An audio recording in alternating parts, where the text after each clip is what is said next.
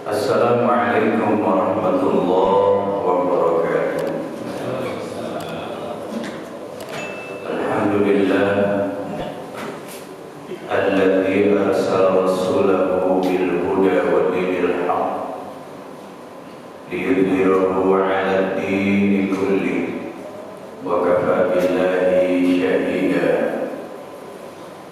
Asyhadu an la ilaha illallah wahdahu la syarika lah wa asyhadu anna Muhammadan 'abduhu wa rasuluh la nabiyya wa rasula ba'da. Allahumma shalli wa sallim wa barik 'ala nabiyyina Muhammadin wa 'ala alihi wa sahbihi wa barik wa sallim. Wa ba'd. Qala Allah Ta'ala fi kitabihil hakim. A'udzu billahi minasyaitonir rajim. Inna 'iddatash shuhuri 'inda Allahi 12 syahran fi kitabillah yawma khalaqas samawati wal ardh minha arba'atun hurum dzalika ad-dinul qayyim fala tazlimu fihinna anfusakum wa qatilul musyrikina kaffah kama yuqatilunakum kaffah wa'lamu anna Allaha ma'al muttaqin.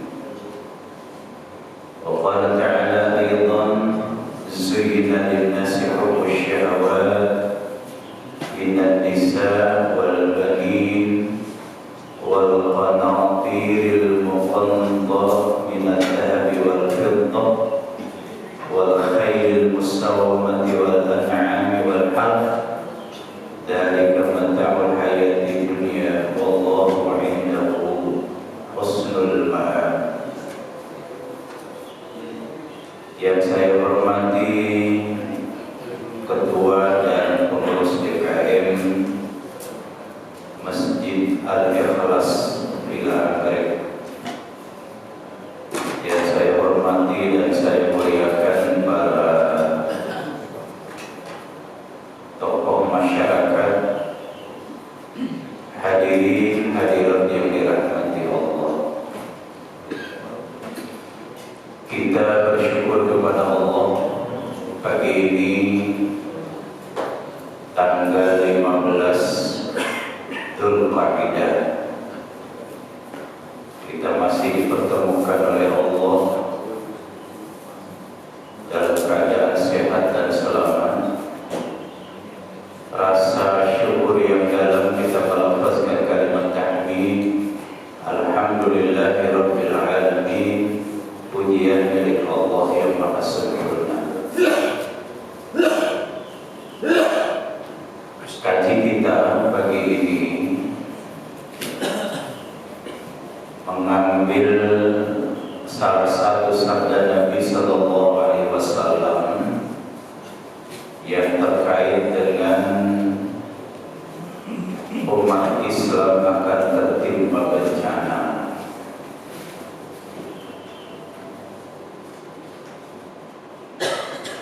Hadis ini sahih dari sahabat Ibnu Umar bin Khattab radhiyallahu anhu. Beliau mengutip apa yang disabdakan oleh Nabi kita Muhammad sallallahu alaihi wasallam. Ya ma'asyaral muhajirin, khamsun idza tulitum bihinna wa a'udzu billah an tudrikuhun. Wahai kaum muhajirin, ada 5 perkara kalau kamu lakukan atau ada pada kalian, niscaya Allah akan mendatangkan bencana. Dan aku berlindung kepada Allah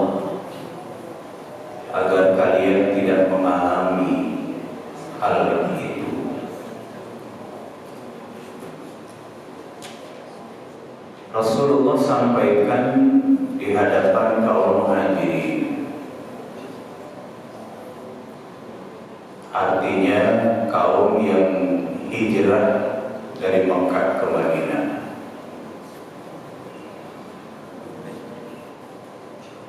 Sehingga dengan demikian ini adalah merupakan tazkirah,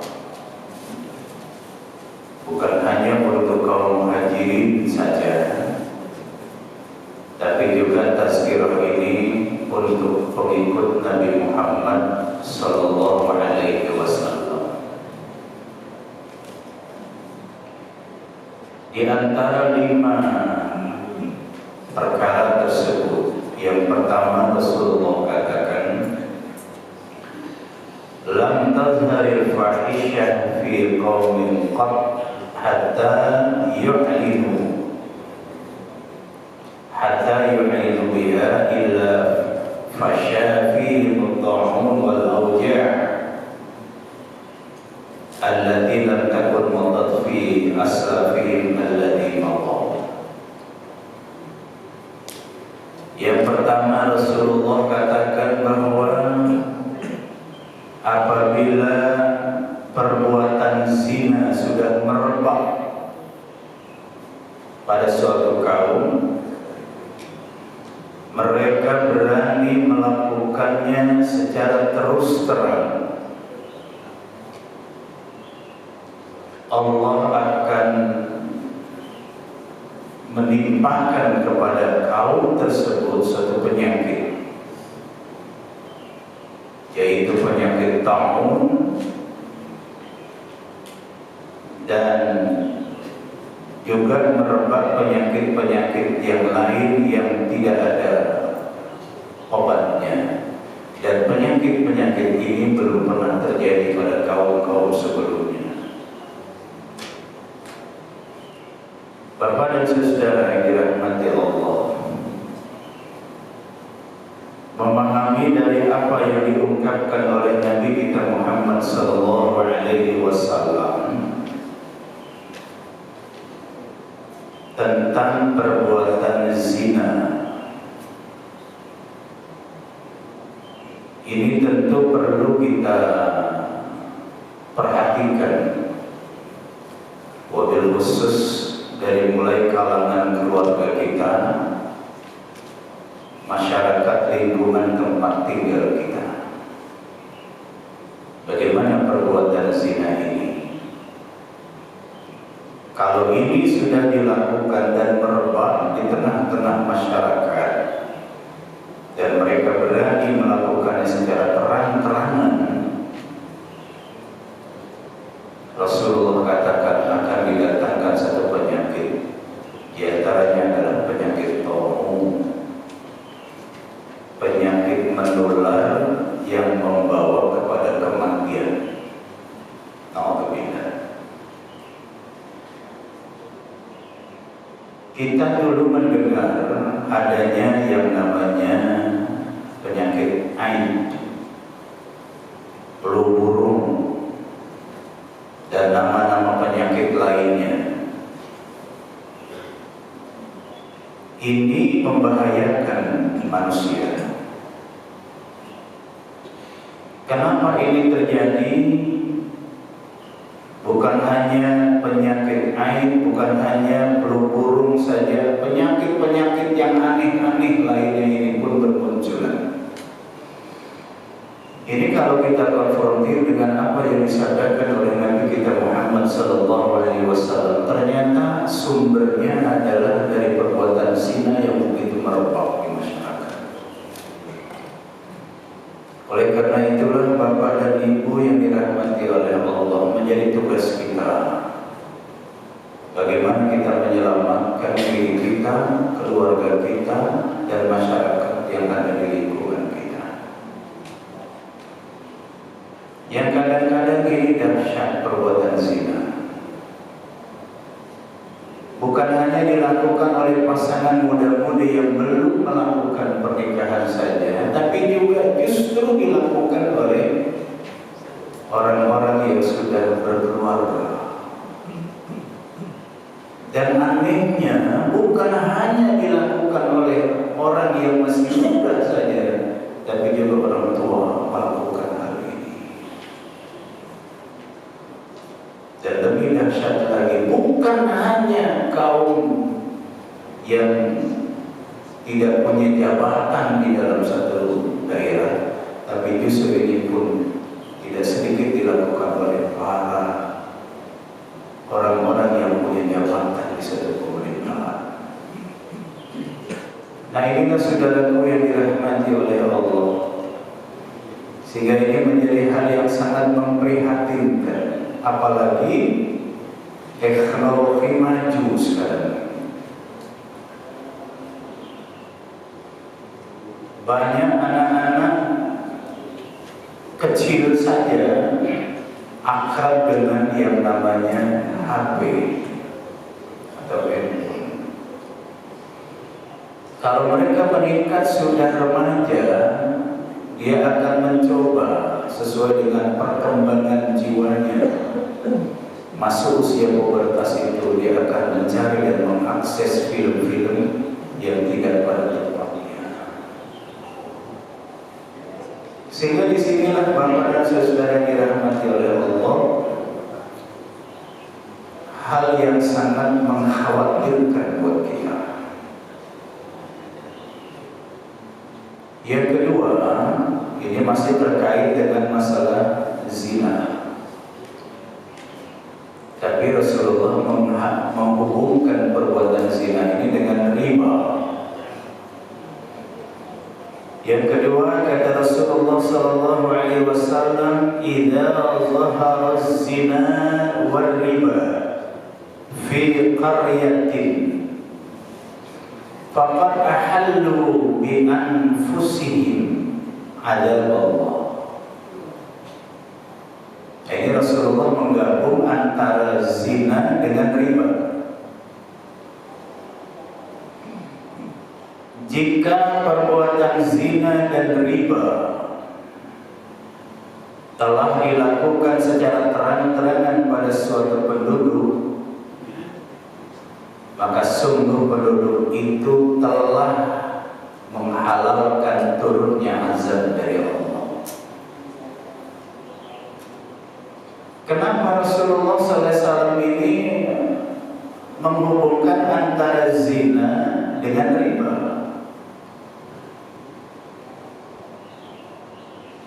Ternyata Bapak dan saudara, tidak sedikit pula ada seorang yang melacurkan dirinya karena permasalahan perekonomian. Yang terakhir kita dapat informasi seorang wanita yang akan memperpanjang masa kerjanya diminta untuk tidur bersama dengan atasannya di hotel. Nah, ini merupakan hal yang sekarang ini riskan sekali. Artinya, bagaimana dia ini menjual dirinya demi mendapatkan uang. Bagaimana dia melakukan perbuatan zina demi mendapatkan fulus. Sampai-sampai ada yang rela seorang wanita agar mendapatkan lapangan pekerjaan, dia diminta untuk tidur bersama dengan atasannya.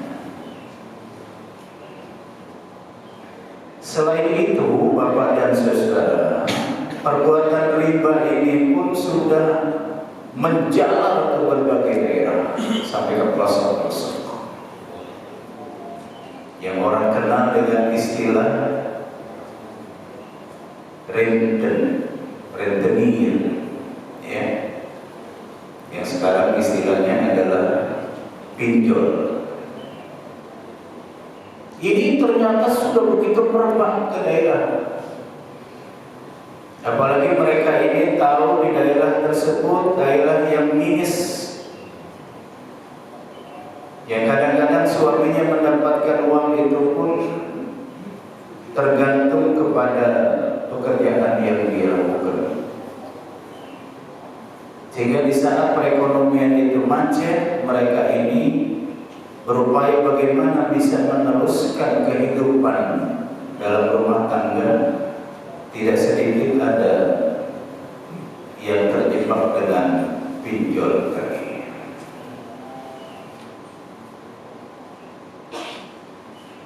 Kadang-kadang aneh juga ini dilakukan oleh kaum perempuan, para istri, yang kadang-kadang tanpa diketahui oleh suami. Karena suami sudah percaya 100% pada istrinya. Suami sibuk mencari nafkah setiap hari, yang ternyata istrinya ini merasa kurang dari apa yang diberikan oleh suami. Dia mencari jalan keluar adalah dengan pinjol tadi. Nah, yang menjadi borosnya adalah kadang-kadang BPKB kendaraan atau sertifikat rumah dan tanah. Ini kadang-kadang di luar sepengetahuan suami, yang akhirnya dia lakukan hal ini tanpa sepengetahuan suami. Lama-lama ada perubahan sikap dari istrinya karena sering diteror para kolektor ini, yang ternyata ujung-ujungnya rumahnya disita, kendaraannya disita. Nah, ini saudara yang dirahmati oleh Allah. Kenapa ini terjadi juga? Karena banyak istri yang ingin berpenampilan serba oke. Dia tidak mengukur dengan pendapatan dari pemberian suami, yang akhirnya dia menjadi solusi yang melanggar hukum Allah. Nah, ini hati-hati Bapak dan Saudara. Bapak-bapak semuanya ini juga coba periksa dulu, coba lihat dulu gimana kondisi di rumah. Ya, jangan-jangan ada sertifikat yang lenyap. Jangan sampai ada BPKB yang lenyap juga. Ini harus dilihat. Sebab ini sudah terjadi begitu luar biasa, Bapak dan Saudara. Yang umumnya ini suami tidak tahu. Nah, oleh karena itulah Bapak dan saudara-saudara yang dirahmati oleh Allah. Jadi kalau perbuatan zina dan perbuatan riba ini sudah merebak terjadi di masyarakat, dan tidak ada upaya dari tokoh-tokoh, dari pejabat-pejabat daerah itu untuk menghentikan perbuatan seperti itu, ini berarti masyarakat itu sudah menghalalkan azab Allah nanti akan dikirim. Nah, ini saudaraku yang dirahmati oleh Allah.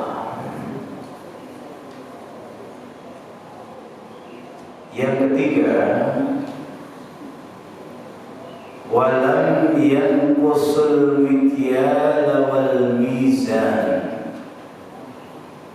illa ukhidhu bis-sinin wa syiddatil ma'unah wa jawris sultan alaihim. Pada bagian yang ketiga ini Rasulullah SAW katakan bahwa bila suatu kaum telah berani mengurangi takaran, timbangan, maka pasti akan ditimpakan pada mereka kemarau panjang, susah mencari rezeki, serta kezaliman penguasa. Mari kita cermati Bapak dan Saudara apa yang dikatakan Rasul. Kita sering mendengar caci maki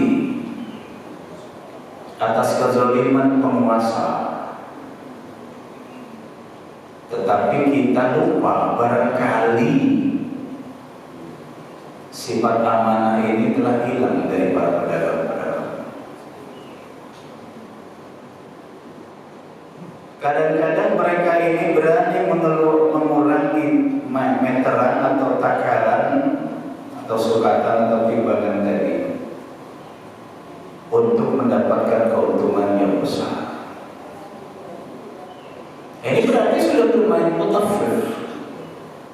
Allah katakan wailul lil mutaffifin. Celaka bagi orang-orang yang telah bermain curang. Ini secara spesifikasinya adalah untuk para pedagang. Tapi jangan hanya dipahami itu hanya sebagai pedagang saja ayat ini. Kita perlu juga melihat, tidak menutup kemungkinan mereka-mereka yang diberikan amanah dari jabatan ini pun banyak melakukan perbuatan curang. Nah, sehingga dengan demikian Bapak dan saudara yang dirahmati oleh Allah, ketidakjujuran telah mengundang siksa Allah dengan kemarau panjang. Karena itu hendaklah kita berlaku jujur, baik secara pribadi di rumah tangga, sebagai pemimpin di rumah tangga, atau kita sebagai pedagang, atau kita sebagai pejabat, atau kita sebagai pegawai, berlakulah jujur. Rasulullah Sallallahu Alaihi Wasallam mengungkapkan dalam satu hadis yang diriwayatkan oleh Al-Hakim dan hadis ini sahih. Awwalu ma yurfa'u minan nas al-amanah. Yang pertama kali diangkat oleh Allah dari manusia itu adalah sifat amanah. Jadi artinya sudah sulit mencari orang yang bisa dipercaya. Kalau toh ada, bisa dihitung dengan jari. Wa akhiru ma yabqa min dinihim as-salah. Dan yang terakhir tinggal dari din mereka, dari agama mereka adalah salat. Jadi artinya tidak sedikit orang yang mengaku Islam,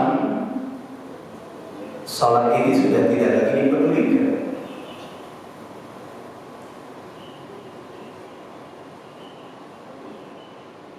Jadi yang pertama kali diangkat dari manusia itu sifat amanah, yang terakhir tinggal dari manusia itu adalah salat. Wa rubbal musallin la khalaqa lahu 'indallahi ta'ala. Betapa banyak orang yang melakukan salat tidak dapat memperoleh peruntungan sedikit pun dari salat itu. Nah, jadi seandainya dia muslim, salat dikerjakan, salatnya cuma sekedar menggugurkan kewajiban. Tidak dijadikan salat sebagai satu pembinaan kesadaran dirinya terhadap ajaran Allah. Sehingga salatnya itu ya karena sekedar menggugurkan kewajiban, tidak ada ketertiban dalam melakukan salat. Karena tidak ada ketertiban di dalam melakukan salatnya, hatinya tidak aktif di dalam salatnya itu, pikirannya selalu menerawang kemana-mana. Salatnya dilakukan secara terburu-buru,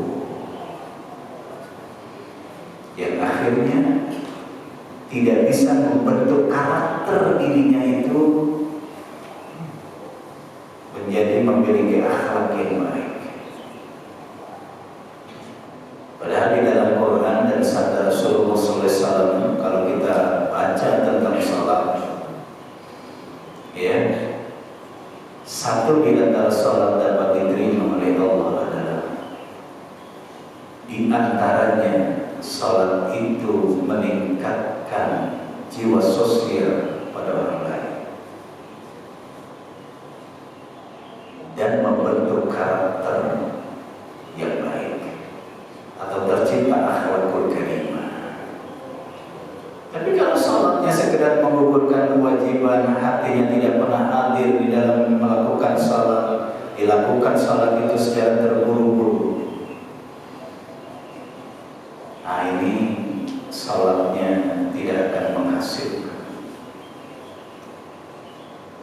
Sehingga dengan demikian Bapak dan Ibu yang dirahmati oleh Allah, hendaklah kita perhatikan perintah Allah yang namanya sholat yang menjadi kewajiban bagi kita.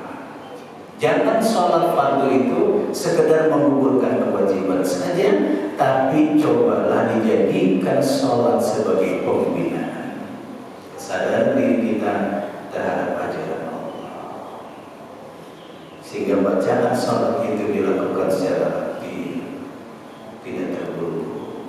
Hadirkan hatinya untuk memahami. Saudaraku yang dirahmati oleh Allah, kembali kepada masalah timbangan.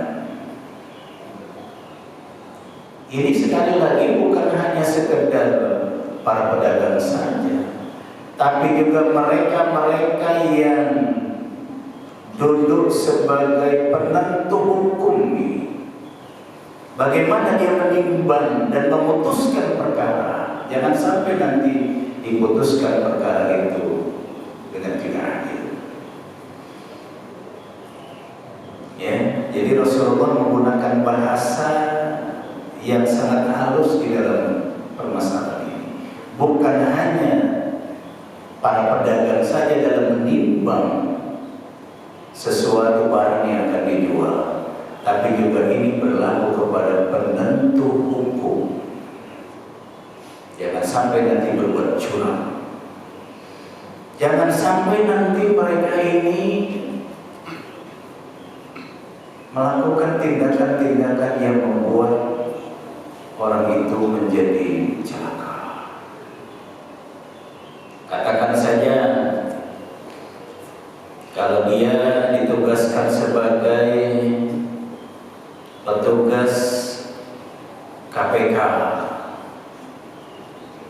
yang hendaknya dilakukan ini secara benar.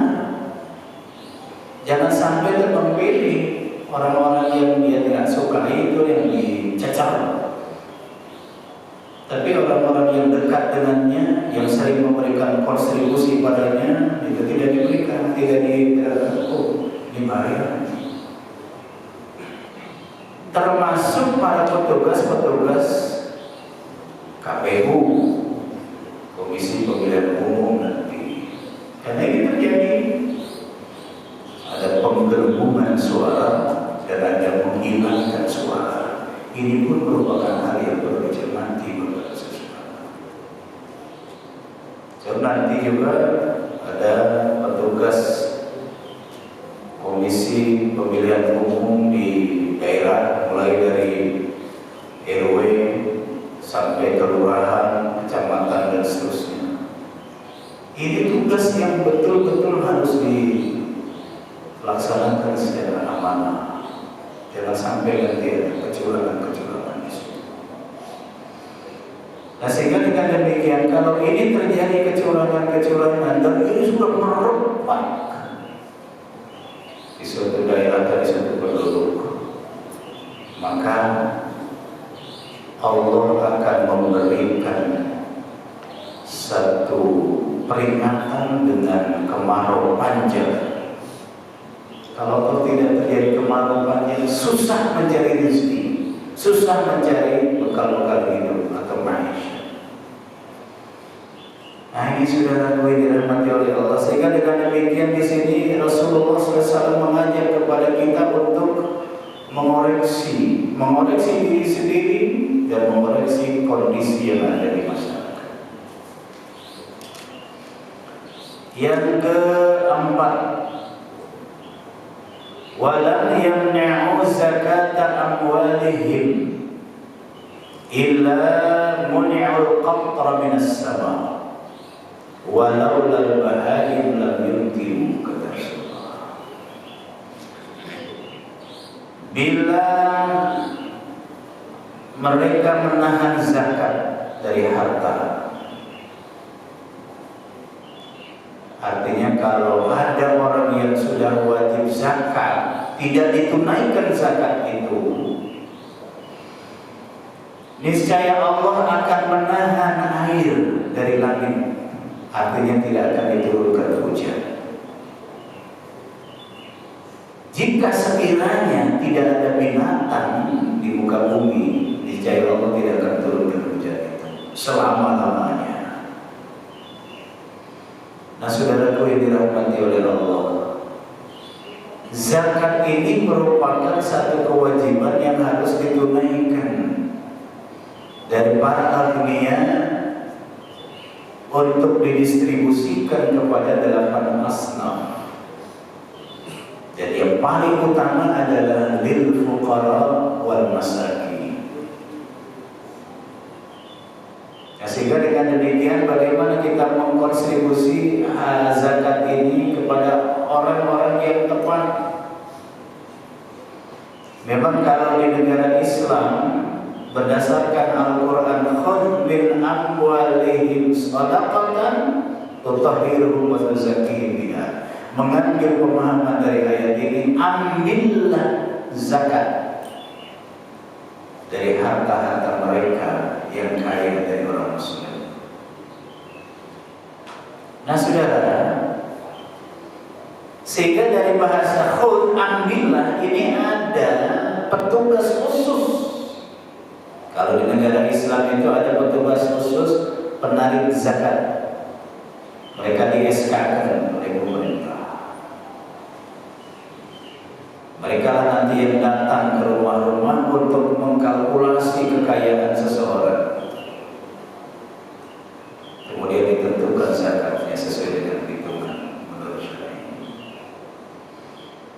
Jadi kalau kita bukan negara Islam, ya, yang ada adalah petugas pajak. Ya. Nah, di sini saudara yang dirahmati oleh Allah, bagaimana pemberdayaan zakat tadi itu? Maka Allah perintahkan zakat itu dikontribusikan atau didistribusikan kepada lil fuqara wal masakin. Bagaimana nanti para fakir dan miskin ini terangkat ekonominya? Ya. Sehingga di sini yang mendapatkan zakat dijadikan modal usaha sesuai dengan skillnya. Apa skillnya? Pedagang kasih modal sebagai driver misalnya, supir, berikan SIM-nya. Nanti dia akan mencari mobil-mobil, apakah dia sebagai supri pribadi, orang-orang yang membutuhkan, atau dia itu nanti menjadi supir batangan. Ya. Kalau dia sebagai konversi, berikan modal dia mesin jahit dan alat-alat yang dibutuhkan. Jadi jangan hanya kita memberikan zakat itu kepada mereka yang habis dimakan untuk hari itu. Kalau seperti itu pemberiannya, ini tidak akan pernah mengentaskan kemiskinan. Jadi miskin selama-lamanya. Jadi dia akhirnya apa? Akhirnya kita memelihara orang-orang miskin. Oleh karena itu di dalam memberikan zakat, jadikan zakat itu modal usaha sesuai dengan profesi dia, sesuai dengan skillnya itu, supaya nanti dia bisa terangkat dan tahun berikutnya tidak lagi dapat zakat, malah justru dia bisa mengeluarkan zakat. Nah, ini saudara yang dirahmati oleh Allah. Sehingga dengan demikian, jangan menganggap zakat itu adalah merupakan untuk kepentingan pemerintah, tapi zakat itu adalah untuk kepentingan orang-orang yang tergolong fuqara wal masakin. Nah, disinilah saudara yang dirahmati oleh Allah. Sehingga dengan demikian, bagaimana kita sadar dalam mengeluarkan zakat. Yang terakhir, yang kelima,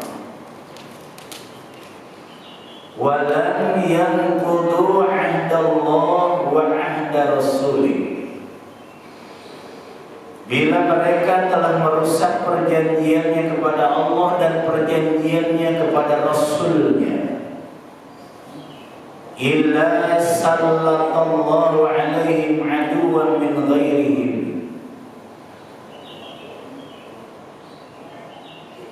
fa'akhadhu ba'da ma fi aydihim.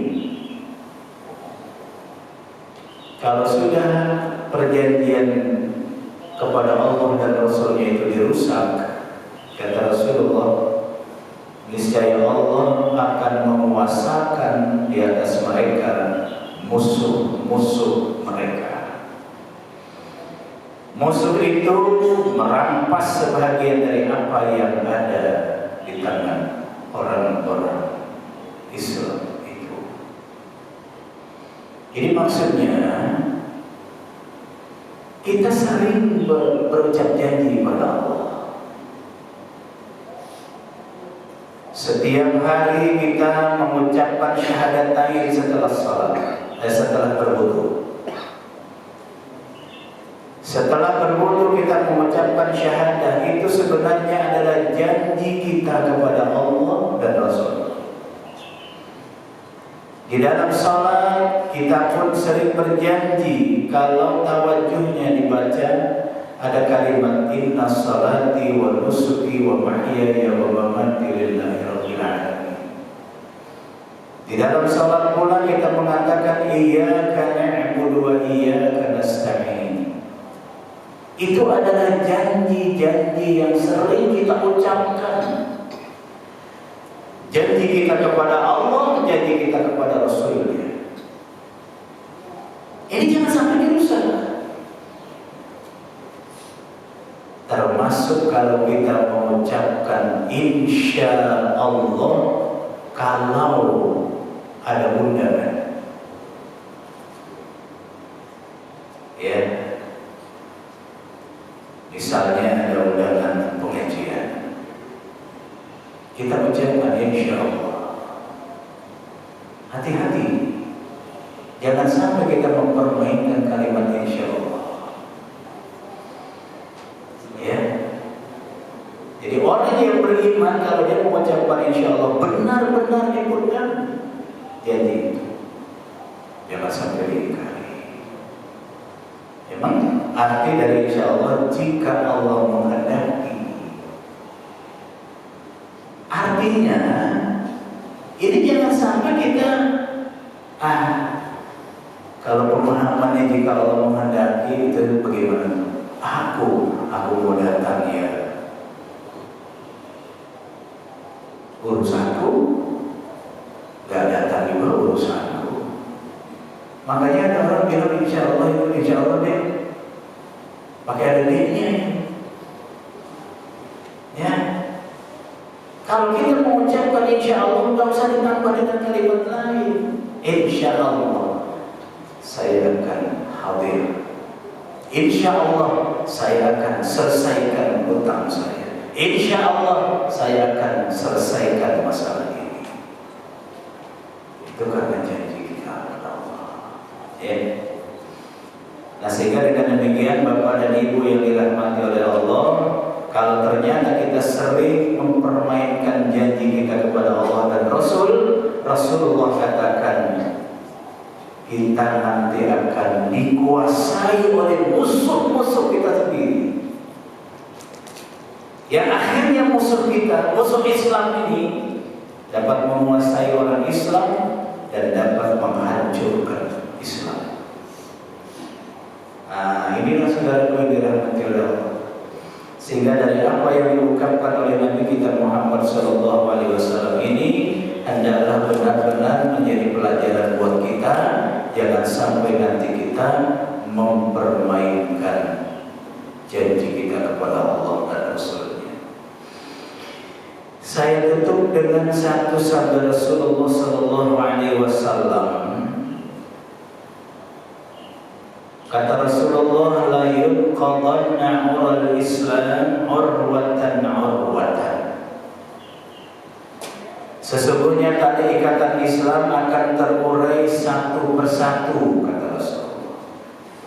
Fakullaman taqadat urwah tashabbatan nas billati taliha.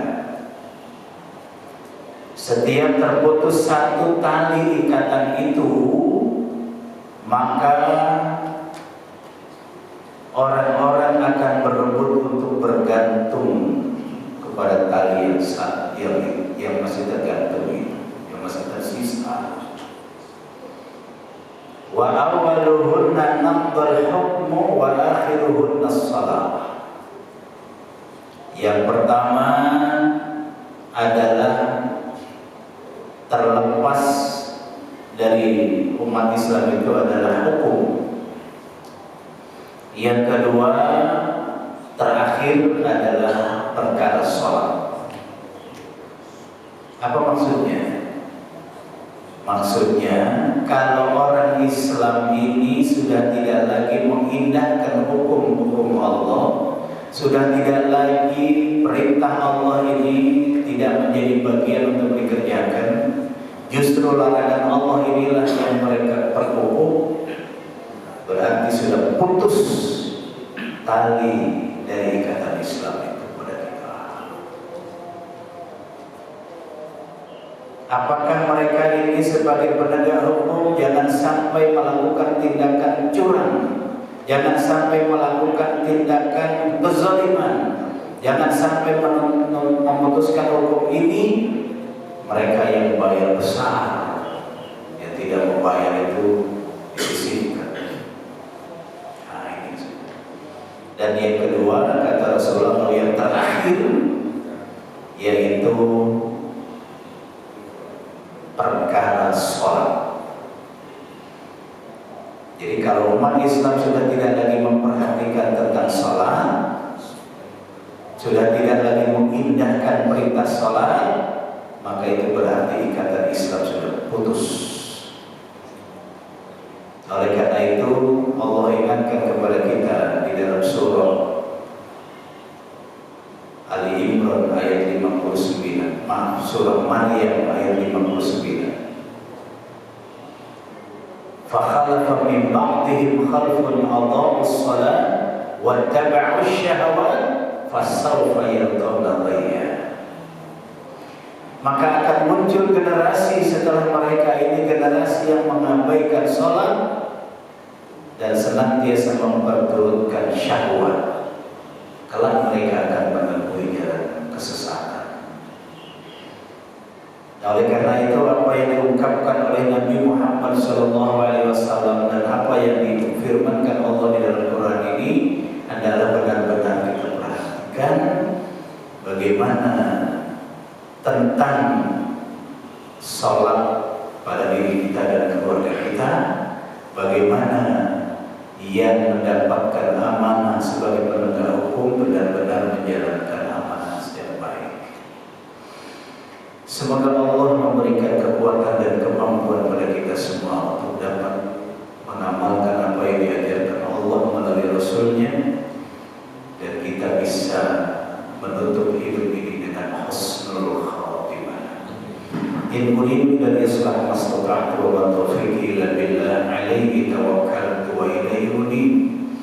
Allahumma arinal haqqa haqqan wa warzuqna ittiba'ahu wa arinal batila batila warzuqna ijtinabah wa la taj'alhu multabisan 'alaina fadilla waj'alna lil muttaqina imama. Rabbana srif 'anna as-su'a bima syi'ta fa kaifa syi'ta innaka 'ala ma tasha'u qadir. Rabbana atina fid dunya hasanah wa fil akhirati hasanah wa qina adzabannar. Subhanaka Allahumma wa bihamdika asyhadu an la ilaha illa anta astaghfiruka wa atubu ilaik. Subhana rabbika rabbil izzati amma yasifun wa salamun alal mursalin walhamdulillahi rabbil alamin. Assalamualaikum warahmatullahi wabarakatuh.